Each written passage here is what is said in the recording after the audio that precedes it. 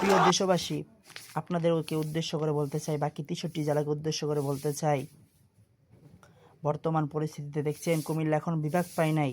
সেই বিভাগ না পাইতে আজকে নোয়াখালী থেকে আমাদের ভাইয়েরা তারা মানববন্ধন করেছে, তারা ঢাকায় এসেছে।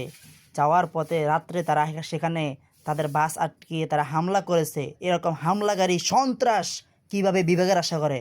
আর আপনারা বাকি ৬৩ জেলাগুলো তারা কিভাবে আপনারা তাদেরকে বিভাগের সাপোর্ট দেন যে হ্যাঁ বিভাগের জন্য কুমিল্লা উপযুক্ত, কুমিল্লাকে বিভাগ দিতে হবে, আপনারা কিভাবে দেন? আজকের ঘটনাটা আপনাদেরকে দেখেন, আপনারা নেট করে দেখেন, ভালো করে দেখেন যে তারা যে কি বড় সন্ত্রাস, তারা স্বৈরাচার হাসিনার উত্তরসূরি তারা হচ্ছে এরা, এই জন্য তাদেরকে ইতর বলা হয়।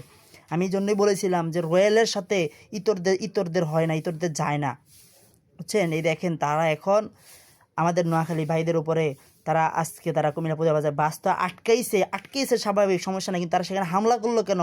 তারা সেখানে আমার ভাইদের রক্তাক্ত করলো কেন? এর জবাব তাদেরকে দিতে হবে। এই জন্য প্রশাসনকে আমরা বলতে চাই, আপনারা এখনই তৎপরতা ব্যবস্থা করেন। আর বিভাগ যদি দিতে হয় অবশ্যই আমাদের নোয়াখালীতে বিভাগ দেন।